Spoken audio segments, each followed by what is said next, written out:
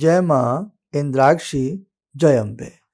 इंद्राक्षी धाम में दर्शकों आप सभी का हम हार्दिक स्वागत करते हैं। आज के दिन जिन जातकों का जन्म दिवस है, मैरिज एनिवर्सरी है, उन सभी को हमारी तरफ से बहुत बहुत शुभकामनाएं। आज हम बात करने वाले हैं सूर्य के राशि परिवर्तन के बारे में। आज 13 फरवरी है। आज दिन में 3:43 पर सूर्य मकर राशि से निकल करके कुंभ राशि में प्रवेश कर जाएंगे। हालांकि सूर्य कुंभ में जाएंगे, कुंभ राशि शत्रु राशि मानी जाती है सूर्य के हिसाब से, शनि की राशि है। हालांकि सूर्य और शनि पिता पुत्र का रिश्ता रखते हैं, लेकिन कुछ ज्योतिषीय गणित में इस प्रकार की रूपरेखा है कि आपस में बैर भाव रहता है। अब यदि कोई भी ग्रह किसी बैरी ग्रह के घर में जाता है या शत्रु ग्रह में जाता है, उसकी राशि में जाता है, उसका प्रभाव क्षीण हो जाता है। सूर्य का कमजोर पड़ना या यूं कहें कि सूर्य का आपको पूर्ण रूप से फल ना देना, कहीं ना कहीं नाना भांति की दिक्कतें सामने आ सकती हैं। सूर्य ख्याति के स्वामी हैं, सूर्य यश प्रसिद्धि के स्वामी हैं, सूर्य आत्मा के कारक हैं, सूर्य प्रेम के भी कारक हैं, सूर्य ओज तेज के नियंता हैं, ब्रह्मांड के नायक हैं। अगर किसी भी जातक की जन्म पत्रिका में सूर्य धूमिल हो जाए, कमजोर हो जाए, अस्त हो जाए, तो माने ना माने उस व्यक्ति के जीवन में नीरसता आती है, उस व्यक्ति के जीवन में उबाऊपन आता है, उस व्यक्ति के जीवन में निराशाएं ज़्यादा आती हैं। तो आज इसके ऊपर जानकारी देंगे। और जैसे कि आज 13 फरवरी है, कल 14 फरवरी है, कल बसंत पंचमी है। भगवती जगदम्बा सरस्वती का पूजन करें, अपने बच्चों के ज्ञान को विकसित करें, स्वयं के ज्ञान विज्ञान को विकसित करें। संसार में धनवान बनना उतनी बड़ी बात नहीं है जितनी बड़ी बात ज्ञानवान बनना है। ज्ञान का कोई मोल नहीं है, ठीक है। और भैया आप सबका बहुत बहुत धन्यवाद। बड़ी आपने हमारे लिए प्रार्थना की और बड़ी चिंता आपने जताई। हमें भी रहता है कि एक दिन का भी कार्यक्रम मिस ना हो। हमें भी मानो आदत पड़ गई है रोज आपके संग आने की, बोलने की, आपको समझाने की। 2 दिन कार्यक्रम नहीं दे पाए, गला बड़ा दिक्कत कर रहा था। अभी भी वो बात नहीं है, लेकिन आप सबके स्नेह ने उतना बना दिया है कि हम अच्छे से आज हम बोल करके आपको बहुत सारी बातें समझा सकते हैं। तो आइए पहले आज का हम पंचांग देखें, फिर आगे का हम कार्यक्रम प्रस्तुत करते हैं। 13 फरवरी सन 2024, दिन मंगलवार, संवत 2080, माघ मास, शुक्ल पक्ष, तिथि आज चतुर्थी और कल बसंत पंचमी है। नक्षत्र उत्तरा भाद्रपद, राहु काल 7:30 से 9, दिशा शूल पूर्व दिशा। सूर्य का कुंभ राशि में जाना, शत्रु घर में जाना कमजोरी तो डालता। तो जब सूर्य कुंभ राशि में प्रवेश करेंगे आज दिन में करीब 3:43 पर, 43 पर, उसके बाद 1 महीना सूर्य जो हैं वो कुंभ राशि में रहेंगे। तो इस बात से मत डरिए कि आपके ऊपर सूर्य का असर नकारात्मक आएगा या बहुत ज़्यादा सकारात्मक आएगा। उम्मीद संसार की सबसे झूठी चीज है। इसलिए बस अपना निरंतर जो कर्म आपका है, अच्छा जो कर्म कर रहे हैं, दैनिक पूजन कर रहे हैं, उसे करते रहिए। सूर्य नवग्रहों के राजा हैं। सूर्य की साधना से सभी बंधे हुए हैं। कोई सूर्य प्रणाम करता है, कोई सूर्य नमस्कार करता है, कोई सूर्य को अर्घ्य देता है, कोई प्रभातकालीन सूर्य के सामने नाना भांति के स्तोत्र पढ़ता है। गायत्री मंत्र सूर्य से संबंध रहता है। जब हम गायत्री मंत्र पढ़ते हैं तो हमें सूर्य का ध्यान रख करके गायत्री मंत्र पढ़ना चाहिए। इसीलिए प्रातःकाल का गायत्री मंत्र पूर्व दिशा की तरफ पढ़ें, उत्तम लाभ की प्राप्ति होती है। अब ग्रहों की युति 43 पर, 3:43 पर ग्रहों की युति क्या बनने वाली है, एक झलक आप देखें। हमने मेष लगन की कुंडली बनाई है। लगन में है बृहस्पति, छठे भाव में केतु, 10वें भाव में बुध, मंगल और शुक्र, एकादश भाव में शनि और सूर्य। कमाल की बात, शनि और सूर्य इकट्ठे भी बैठ रहे हैं। और द्वादश में चंद्र ग्रहण भी लगेगा। ये चंद्र और राहु की युति होगी। ये आकाशीय चंद्र ग्रहण ना माने, ये ज्योतिषीय बात है। वैसा कोई चंद्र ग्रहण अभी नहीं है, उसमें आप चिंता में ना पड़े। सूर्य शनि की राशि में, और कमाल शनि वहां पर पहले से हैं। शनि के साथ सूर्य का बैठना, सबका मेष लगन नहीं हो सकता। किसी का वृषभ होगा, किसी का कर्क होगा, किसी का मिथुन होगा, XYZ अप टू मीन तक अलग अलग सबके लगन होते हैं। लेकिन किसी का कोई भी लगन हो, सूर्य और शनि इकट्ठे ही रहेंगे 1 महीना तक। देखा जाए ये स्थिति अच्छी नहीं है। जिस भाव में ये स्थिति जाएगी व्यक्ति के, है ना, तो ये उस भाव को कमजोर बनाएगी। किसी का लगन ही कुंभ हो तो कुंभ लगन में शनि सूर्य, किसी के द्वितीय में धन के लिए हानिकारक, तृतीय में पराक्रम के लिए हानिकारक, चतुर्थ में गृहस्थी के सुख में कमजोरी। लेकिन अगर हम समय पे कुछ उपाय कर लें, लाभ की मात्रा बढ़ती है, कम से कम नुकसान से बच जाते हैं।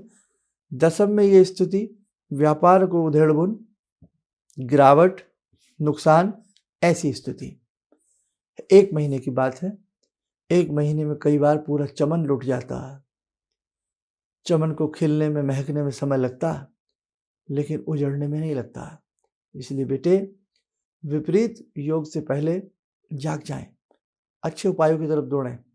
मैं रात से ही ये सोच रहा था कि किसी तरह सुबह हो और जल्द से जल्द आपको एक एपिसोड दिया जाए, आप उसे सुने ताकि एक रक्षा कर सकें। अब उपाय जो बताऊंगा, एक व्यक्ति पूरे परिवार के नाम से कर सकता है। ठीक है, उपाय की तरफ चलिए। हमें क्या उपाय करना है और किस दिन करना है? हालांकि ग्रह तो आज जा रहा है सोमवार में, लेकिन हमें ये उपाय या तो देखो बेटे आज ही कर लेना दिन में किसी समय, नहीं तो फिर इस उपाय को करना आपको संडे के दिन। संडे की सुबह सुबह प्रातःकाल नहा धो करके स्नान करके प्रयास करो 3 माला ओम ह्रीम हम से।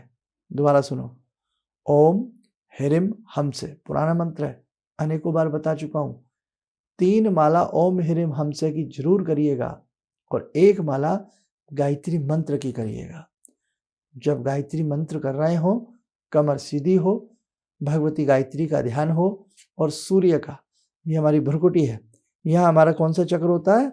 ये आगे चक्र होता है ना। तो आगे चक्र में हम ध्यान रखें, जैसे लालिमा लिए हुए सुंदर सूर्य निखिल ब्रह्मांड में अपनी आभा लुटा रहे हैं, आभा बखेर रहे हैं। प्रातःकालीन की उदय दीप्तिमान किरणें हमारे ओज तेज की वृद्धि को बढ़ा रही हैं। हमारे ऊपर सूर्य की नवीन रश्मियां हमारे शरीर का कायाकल्प कर रही हैं। ऐसी विनीत भावना के साथ बेटे सुबह सुबह गायत्री मंत्र की 1 माला तो जरूर करना, और प्रतिदिन भी यदि आप करें तो सोने पे सुहागा। लेकिन जो ज्यादा नहीं करते तो रविवार के दिन 1 माला गायत्री की, 3 माला ओम ह्रीम हम सह, ओम ह्रीम हम सह, नोटेड, ये करिएगा। उसके बाद 1 लोटे में जल भर के, बाकी आपकी जो कोई अन्य दैनिक साधना हो, गुरुदीक्षा की साधना हो, वो कर लो। 1 लोटे में जल भर के रखें। बाद में सूर्य भगवान को प्रणाम करके वो लोटे वाला जल सूर्य को अर्पण कर दें। ऐसा कितनी बार करना है साहब? 1 संडे ये कर लीजिए, 1 संडे, 2 संडे छोड़ के फिर कर लीजिए, सिर्फ 2 बार। एक ये संडे जो कमिंग संडे आएगा, और 1-2 संडे छोड़ करके चौथे संडे कर लीजिए। इतने में सूर्य इस राशि से निकलने वाली बात आ जाएगी। बहुत लोग मंत्र नहीं पढ़ पाते, उपाय नहीं कर पाते, तो सूर्य का दान करिए, सूर्य को प्रणाम करिए। सूर्य का दान क्या होता है? गेहूं, गुड़, लाल कपड़ा, इसके साथ साथ सोना भी होता है, पर वो महंगा होता है भैया, रहने दीजिए, सस्ती बातों में आइए। वैसे तो सस्ता महंगी की क्या बात होती है, भाव बड़े होते हैं। सबसे सुंदर बेटे गुड़ ले लो। गौएं आजकल बहुत मिल जाती हैं, जिन शहरों में नहीं मिलती गौशाला होगी, नहीं तो आप लोग गुड़ वाली मीठी रोटी बना लें।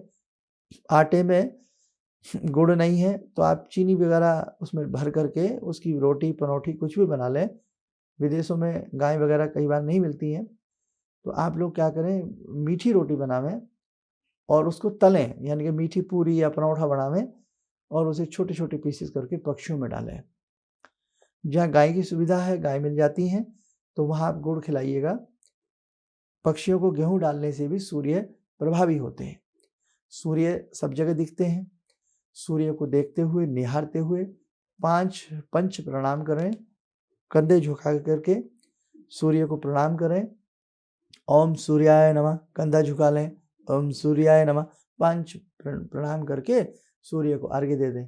इतना हमें 2 संडे करना है, एक ये कमिंग एंड 2 संडे छोड़ करके उसके बाद।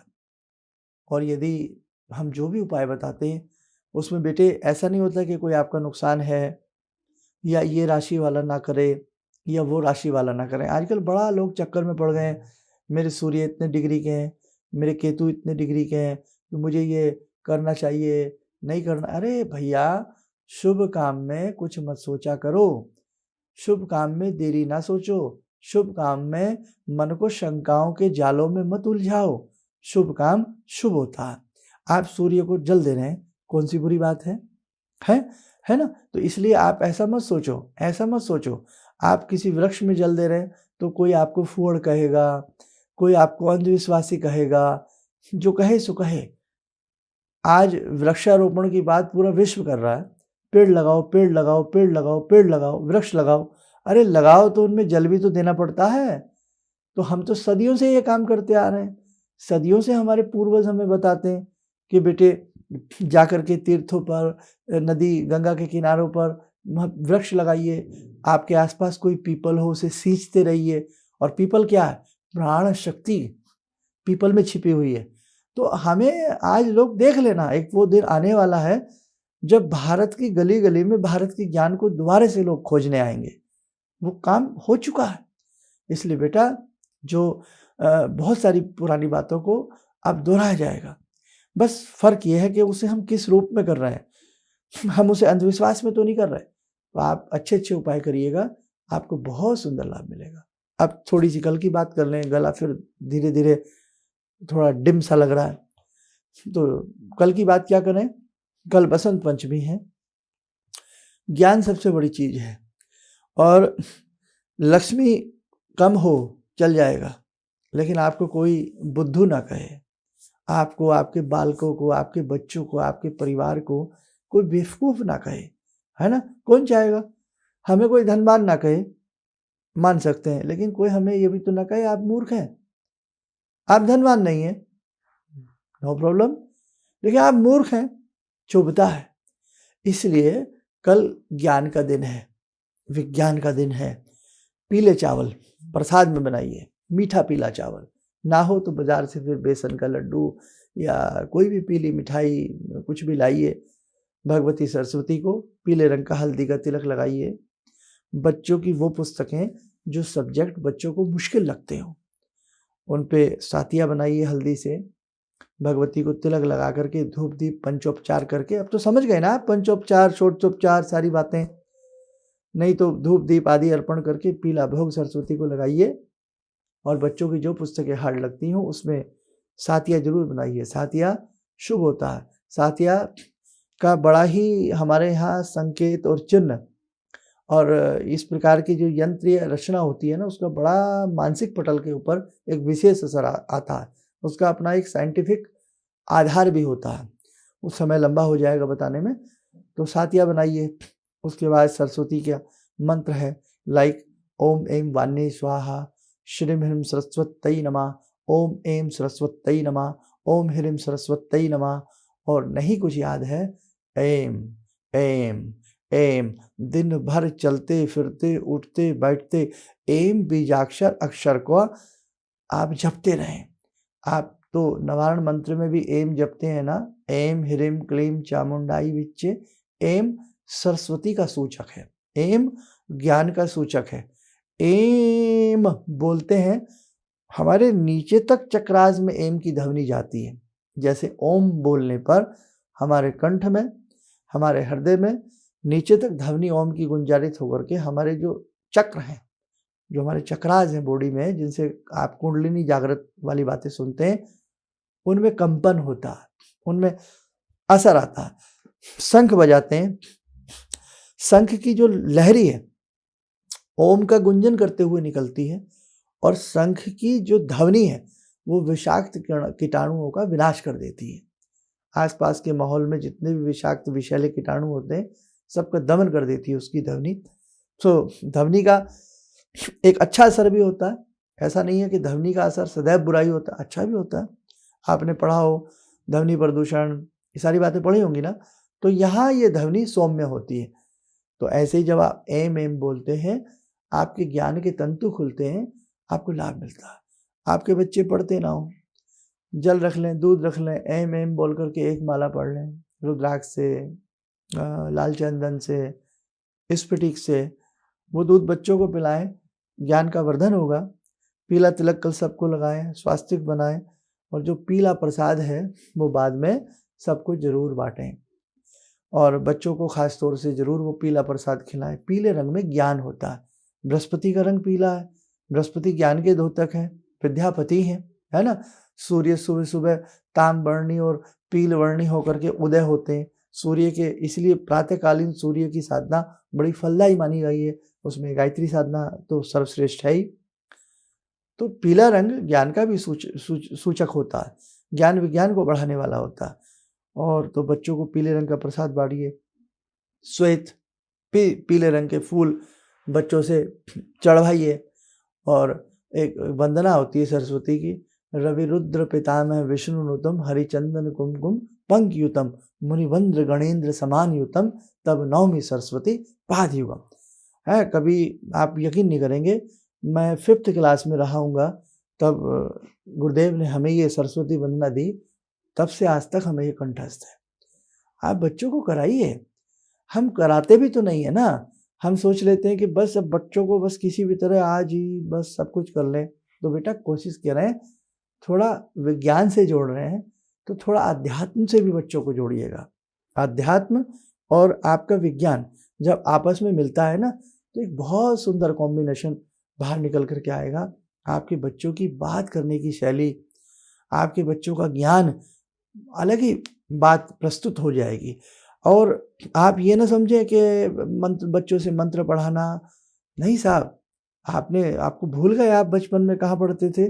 सरस्वती शिशु निकेतन पढ़े ना बहुत लोग, शिशु निकेतन से, सरस्वती शिशु निकेतन से। नाम सरस्वती, आज भी किताबों के ऊपर सरस्वती का चिन्ह अंकित है। तो ये सब चीज़ें हैं।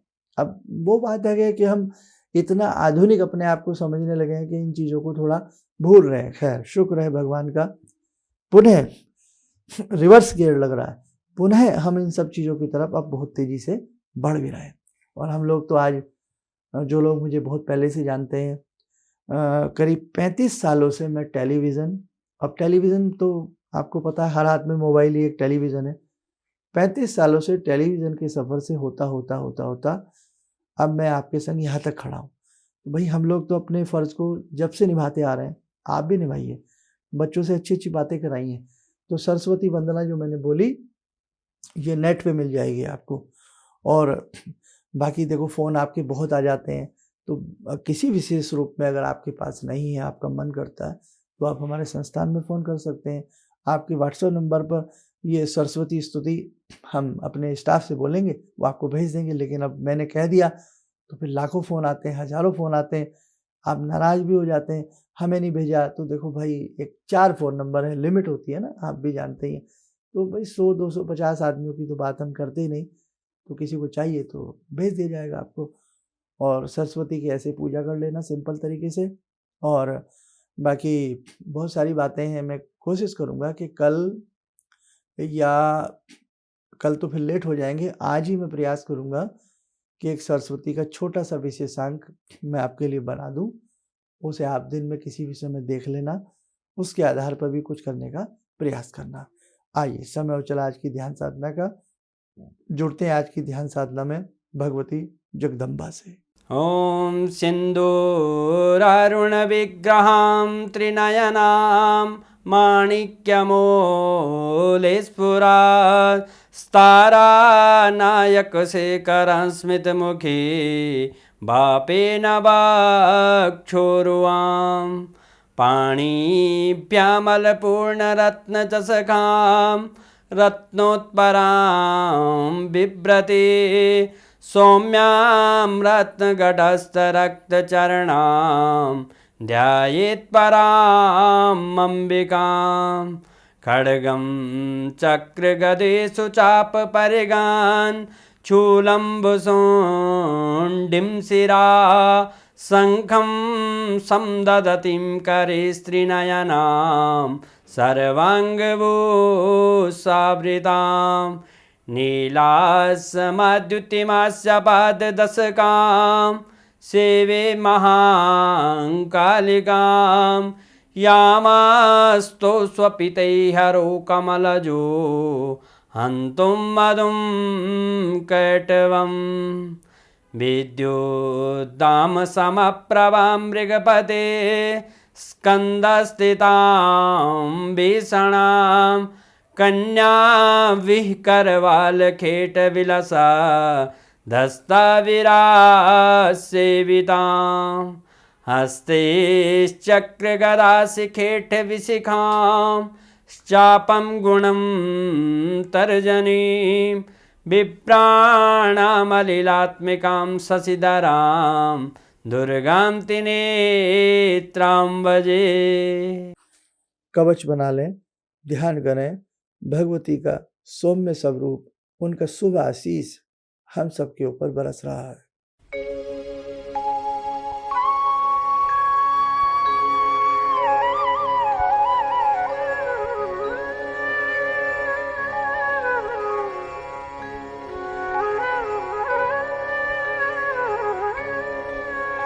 ओम बोलते हुए नेत्र खोलें, सामान्य हो जाए। कल ध्यान रखना, बच्चों को उठाना, ठंड के हिसाब से अपने हिसाब से नहलाना धुलाना, माथे पे हल्दी का दिठोना, हल्दी का तिलक लगाना, सरस्वती मैया को पीले फूल चढ़वाना, पीले ना हो तो सफ़ेद चढ़वाना, सफ़ेद ना हो तो चावल चढ़वाना, बच्चों से ओम ऐम वाणी स्वाहा, और सुंदर लगेगा जब वो तोतली आवाज़ में बोलेंगे, है ना। तो बच्चों से बुलवाना, बड़े हों तो बड़ों से बुलवाना, बड़े हैं समझदार बच्चे हैं तो कि बेटा बैठ करके पढ़ो, सरस्वती की और भी कोई वंदना आपके पास हो उसे पढ़वाना। जो संगीत की दुनिया में है वो कल के दिन सरस्वती भगवती का ध्यान करते हुए अपने वाद्य यंत्रों पर सरस्वती वंदना गाना, सरस्वती की सरगम निकालना तो जरूर कल के दिन करना। और जिनके घर में वाद्य यंत्र रखे हैं कल उनको साफ कर लेना, हल्दी का तिलक लगाना, धूप दीप देना। वाद्य यंत्र में भी भगवती सरस्वती विराजती हैं। आपने देखा नहीं, नाट्य शैली हो, गायन शैली हो, भगवती सरस्वती सर्वप्रथम पूजी जाती है। भगवती के हाथ में स्वयं वीणा है, वो वीणा बजा रही है और वो वीणा के जो तार हैं वो इतने मधुर हैं, उन वीणा की जो तरंगणी है, जो निर्झणी है, उससे एक एक शब्द ज्ञान का निकल रहा है। वो ज्ञान की वीणा बजा रही है, वो ज्ञान का शंखनाद कर रही है, वो ज्ञान को बखेर रही हैं, वो ज्ञान को बजा रही हैं, वो ज्ञान को बांट रही हैं। तो बेटा वाद्य यंत्र जिनके घर में हो उनको भी तिलक लगाना, धूप दीप करना, आपका इंस्ट्रूमेंट आपके जीवन में रस भर दे। और बाकी तो कुछ प्रयास करेंगे कल की चीज़ों में बतावें। और कुछ कुछ जगह पतंगे उड़ती हैं, भाई बसंत पंचमी है। मुझे याद है बचपन की घटना, जिला बिजनौर में हम रहा करते थे, फादर हमारे बैंक में रहे, तो बिजनौर में मुझे अच्छे से याद है, बिजनौर में एक शहर था बिजनौर के पास में नजीबाबाद, वहाँ कुछ समय रहे। चांदपुर भी थी एक जगह, वहाँ भी रहे। अब वहाँ के लोग अगर हमें सुन रहे होंगे तो भाई रहे हम आपके शहर में कुछ समय। तो बसंत पंचमी में हमने देखा जिला बिजनौर में बड़ी पतंगे उड़ा करती थी, और वो अंतिम दिन होता था कि भाई अब पतंगे उड़ना बंद, अब गर्मी शुरू हो गई, अब बस। तो अपनी अपने की कल्चर है, तो जो आपकी अपनी यहाँ की कल्चर है सरस्वती पूजन की, उसे भी करिएगा, उस हिसाब से भी अपने तीज त्यौहार को अच्छे से मनाइएगा, बच्चों के संग हंसी खुशी रहिएगा। और बस मैं तो यही कहूँगा। और इस बार सरस्वती पूजन बड़े अच्छे दिन आया है चलते चलते, क्योंकि 14 फ़रवरी को हमने सुना है एक डे होता है जिसका नाम होता है, क्या होता है, वैलेंटाइन डे में भी। तो ये ऐसे दिन इस बार आया है कि भैया ज्ञान मिले उन बच्चों को, है ना। तो भैया समझ लीजिए आप मैं क्या कहना चाह रहा हूँ। तो मैं किसी के विपक्ष में नहीं हूँ, लेकिन मैं ज्ञान के पक्ष में हूँ, अच्छी बातों के पक्ष में हूँ। तो अपने बच्चों को अच्छे से सरस्वती का गुणगान करवाइए, 14 फ़रवरी को इधर-उधर के डे मत मनाने दीजिए ताकि वो उनके अंदर ज्ञान बढ़े, सरस्वती की कृपा बढ़े, अच्छे-बुरे की तहज़ीब, अच्छे-बुरे का ज्ञान उनका विकसित हो। चलिएगा, आप सब स्वस्थ रहें, सुखी रहें। इन्हीं शुभकामनाओं के साथ हम अपनी वाणी को विराम देते हैं। जय जय अम्बे। मेरे 2 बच्चे हैं, दोनों का एग्ज़ाम चल रहा था। आपने जो एक मंत्र बताया उनको मैंने बता दिया, जो बेटा तुम नहा करके सुबह-सुबह उसके बाद ये मंत्र 11 बार ज़रूर पढ़ लेना, टेस्ट देने जाना। जब उसका पेपर मिला तो उसको बिल्कुल दिमाग में आया नहीं, जो एक भी क्वेश्चन मुझे आता है, लेकिन जब वो लिखने बैठा तो पूरी लिख डाला और इतने अच्छे मार्क्स से 97 पॉइंट से परसेंटेज से पास किया है। किसी भी समस्या के समाधान के लिए मिले प्रसिद्ध हस्तरेखा एवं वास्तु विशेषज्ञ प्रोफेसर धर्मेंद्र शर्मा जी से। नोट: शिविर में भाग लेने हेतु एवं व्यक्तिगत रूप से मिलने के लिए कॉल करने का समय सुबह 10 बजे से शाम 6 बजे तक। हमारे विभिन्न ज्ञानवर्धक कार्यक्रम देखने के लिए आप हमें अभी सब्सक्राइब करें, बेल आइकन को प्रेस करें ताकि आप देख सकें हमारा कार्यक्रम सबसे पहले। और अधिक जानकारी के लिए फेसबुक पेज को लाइक करना न भूलें।